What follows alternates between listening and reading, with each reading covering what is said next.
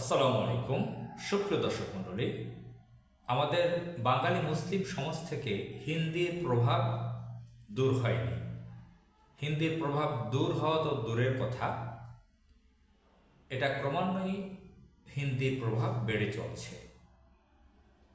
আমাদের সমাজের অনেক মুসলিম তরুণরা এবং মধ্যবয়সী লোকেরা হিন্দিতে কথা বলতে পারে। এই হিন্দি শেখার অন্যতম মাধ্যম হচ্ছে হিন্দি সিরিয়াল দেখা, হিন্দি সিনেমা দেখা, হিন্দি গান শোনা।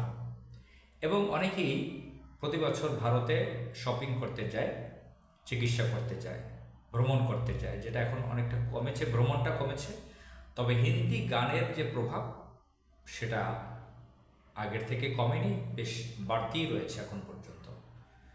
আমরা ছোটবেলা থেকে দেখে আসছি, যখন ক্যাসেটের যুগ ছিল, ফিতা ঘুরতো এবং গান বাজতো, সেই সময়েই ঢাকা চট্টগ্রামের দোকানগুলোতে দেখতাম, ঢাকার বাইরের মফস্বল শহরে দেখতাম যে হিন্দি গানের ক্যাসেট বিক্রি হতো। কোনো কিছু অনুষ্ঠান হলেই মুসলমানি, বিয়ে, নাকফুরানি, কানফুরানি, নানান ধরনের সামাজিক অনুষ্ঠানে, এবং কি স্কুলের কোমলমতি বাচ্চাদের, তরুণদের স্কুলেও কোনো অনুষ্ঠান হলে হিন্দি গান বাজাতে, এটা দেখে আসছি মোটামুটি অনেক বছর যাবৎ। গত 15 বছর এটা খুব বেশি বেড়ে গেছে। যেগুলো স্কুলে দেখতাম না খুব একটা, হতো খুব কম, গত 15 বছরে এটা বেশি বেড়ে গেছিল স্কুল কলেজে। আমরা যখন সাদা কালো যুগে 90 দশকে ছোট ছিলাম, কিশোর বয়সে ছিলাম, তখন তো আর এত স্কুলে পিকনিক হতো না। এখন অনেক স্কুলগুলোতে পিকনিক হয়। তখন এই স্কুলগুলোর বাসে হিন্দি গান বাজনা হয় এবং হিন্দি মিউজিক গানের তালে ডিজে পার্টি হয়, নাচানাচি হয়। তো এগুলো খুবই আপত্তিকর একটি বিষয়। মুসলিম সমাজে এই অসভ্যপনা চলতে পারে না। আপনি যদি হিন্দি ভাষার হিস্ট্রি দেখেন, যে ভারতের উগ্রবাদী সরকার ভারতে হিন্দি ভাষার রাষ্ট্রভাষা হিসেবে চাপিয়ে দিয়েছে।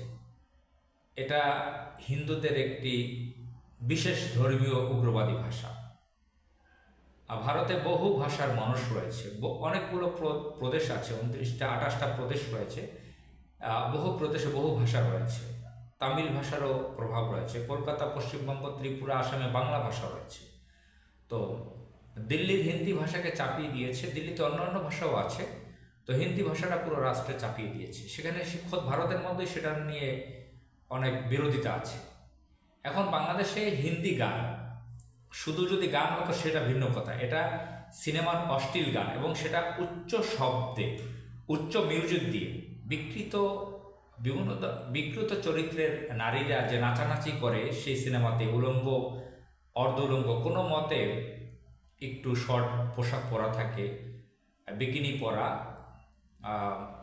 খুবই নগ্ন পোশাকে নাচানাচি করে এবং উচ্চ শব্দের মিউজিকের গানগুলো, এগুলো আমাদের মুসলিম সমাজের প্রায় বাড়িতে আমরা দেখি। বড় বড় ডেক সেট বলেন বা সাউন্ড বক্স, সাউন্ড সিস্টেম লাগিয়ে বাসার ছাদে এগুলো করা হচ্ছে। তো এগুলো আমরা দেখে আসছি যে 21শে ফেব্রুয়ারির অনুষ্ঠানের দিন, 26শে মার্চের স্বাধীনতা দিবস, 16ই ডিসেম্বর বিজয় দিবস, এই সমস্ত জাতীয় দিবসগুলোতে পর্যন্ত এগুলো বাজানো হয়।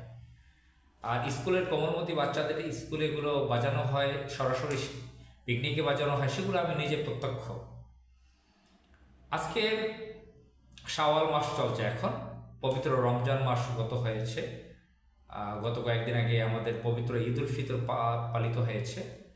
তো আমাদের এলাকার মসজিদে, আমি ঢাকায় যে এলাকায় বাসা, সেখানে জামে মসজিদের ইমাম সাহেব বারবার বলেছেন মুসল্লিদেরকে, আপনাদের বাসায়, আপনাদের বাড়িতে যাতে গান বাজনা না হয়, উচ্চ শব্দে মানুষের কষ্ট হয়, এবং এটা হারাম কাজ, এটা বৈধ কাজ না।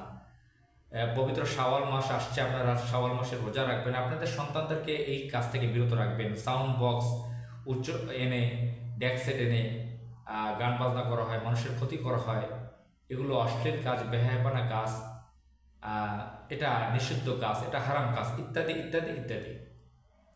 তো ইমাম সাহেবের কথা কজনে শোনে? খোদ ইমাম সাহেবের বাড়ির পাশের বাড়িতে এই গান বাজনা হচ্ছে উচ্চ শব্দে। ইমাম সাহেবের নিজস্ব একটা বিল্ডিং রয়েছে 3 তলা আমাদের এলাকায়, তার পাশের বাড়িতেই উচ্চ শব্দের ডেক সেট বলেন, সাউন্ড বক্স লাগিয়ে আমাদের বিল্ডিং সহ কাঁপছে। এলাকার অনেকের ঘুম বন্ধ। বাচ্চারা ঘুমাতে পারে না, আমার বাচ্চা খুবই বিরক্ত বোধ করতেছে, ঘুমাতে পারতেছে না, অনেক বৃদ্ধরা আছে। তো এই তারা ঈদের আনন্দ করতেছে এগুলো করে। আমরা প্রতি বছরই ঈদের সময় দেখি এই কাজগুলো তারা করে, পবিত্র ঈদ উল ফিতরে, পবিত্র ঈদ উল আজহায় এগুলো তারা করে। অথচ কতটা পবিত্র আমাদের ঈদ, আল্লাহর দেওয়া কালচার, উৎসব, ফেস্টিভ্যাল, এই সময় কেন আমরা বিজাতিদের, অমুসলিমদের অশ্লীল গান শুনব, অশ্লীল নৃত্যর, এবং অনেকে মদ পান করে। এই মদের কথা ইমাম সাহেব বলেছে যে অনেকে মদ পান করবেন, আমরা জানি, ডিজে পার্টি করবেন, এগুলো করবেন না আপনারা। সেই ডিজে পার্টি, সেই মদ পান, সেই ডেকসেট বাজানো, সেই বিল্ডিং কাঁপানো, সেগুলো চলছেই, থামছে না। আমার কাছে মনে হয় যে এই কোন আইএমএ জাহিলিয়াতে, কোন জাহিলিয়াতের যুগে বসবাস করছি, এবং এই মানুষগুলি কতটা আনসিভিলাইজড, কতটা অসভ্য। এরা কি সেই আফ্রিকার অসভ্য মানব যারা সিভিলাইজেশনের কোনো আলো দেখেনি? এরা কোন ধরনের বর্বর, কোন ধরনের অসভ্য এরা। তো এদের এদের কাছে দিনের দাওয়াত পৌঁছানো দরকার, ইসলামের দাওয়াত। এরা চরম অসভ্য। এদের থেকে বাংলাদেশের মুসলিম সমাজকে রক্ষা করতে হবে। চট্টগ্রামকে বলা হয় ইসলামাবাদ, চট্টগ্রামের অপর নাম। চট্টগ্রামের মানুষ খুব নামাজ রোজা করে, ধর্ম পালন করে, পীর পূজাও আছে, কবর পূজাও, মাজার পূজাও, এগুলোও করে। তার পাশাপাশি তারা হিন্দি গানও শোনে অনেকে। তো চট্টগ্রামের মানুষকে আমি দেখছি এরকম হিন্দি গান শুনতে অনেকে। তো এগুলো বন্ধ করতে হবে। মুসলিম সমাজ থেকে এই বিজাতীয় কালচার আমাদের স্টপ করে দিতে হবে, দূর করে দিতে হবে। আসসালামু আলাইকুম।